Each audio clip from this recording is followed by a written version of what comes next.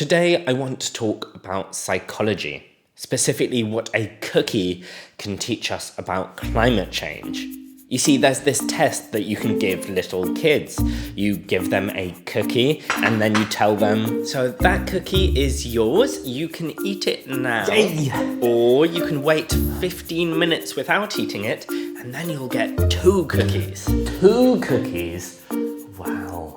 Littler kids just can't get their heads around this. To them, the hypothetical cookie that they're waiting for just isn't real, in the same way that the cookie sitting in front of them is. And so, they just can't wait. But when kids are a little bit older, they know that it's worth holding out so that they can get more of a good thing. I didn't eat the cookie, but I waited for all the time to not eat it and not eating it. Oh, well done. So that means now you get your second cookie. Whoop whoop! 2 cookies! Yeah! Well, I say that older kids are better at this, but actually some of the oldest kids, sometimes known as adults, are terrible at this. And this is where climate change comes in. You see, to many of us, the threats of climate change still seem far away. It can feel like the benefits of action are in the future, whereas the costs of action are here today. It can feel like we're being asked, okay, now, if you want, you can burn that fossil fuel now, or you can keep it buried in the ground, transition to a carbon-neutral economy, and build a safer, better future. Okay, you've already set it on fire. Yes. In reality, though, climate change isn't some far future threat. Climate change is already threatening our lives through extreme weather events like floods and heat waves. And yes, the impacts of climate change will get worse as we keep burning fossil fuels and emitting more greenhouse gases, but climate change is already here today. For example, in things like the extreme heat that has hit Siberia for many months this year, which would have been virtually impossible without humans heating the planet. And on the flip side, fighting climate change will benefit us in loads of other, more immediate ways. For example, by creating jobs and giving us healthier air to breathe. But I get it. For those of us lucky enough to feel like climate change hasn't directly impacted our lives, it can still seem far away.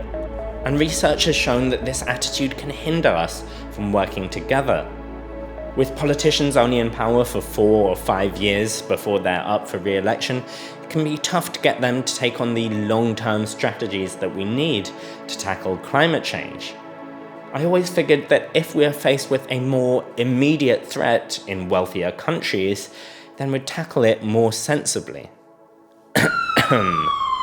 But the reality is that even when faced with a global pandemic, many of us find it hard to inconvenience ourselves a bit now for potentially life-saving future benefits. If you can just keep that mask on when you're in shops or on public transport and keep a safe social distance, then you've already set it on fire.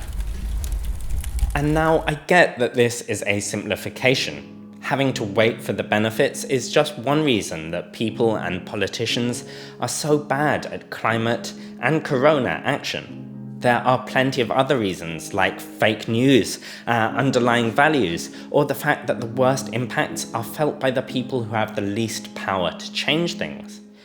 But that little kid inside us who just can't wait for an extra cookie is certainly a crucial factor.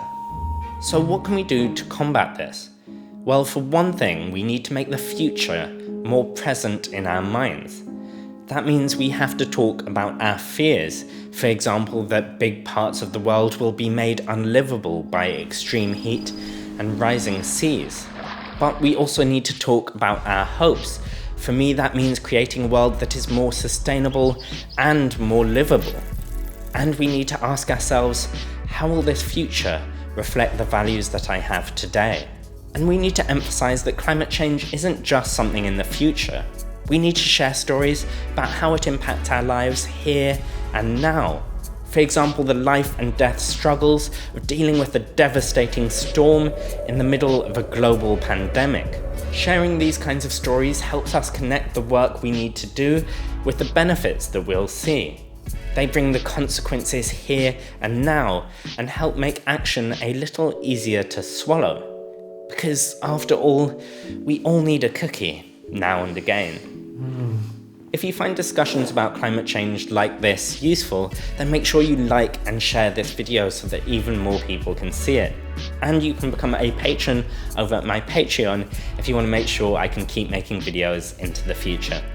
Okay, until next time, bye. What a great video idea.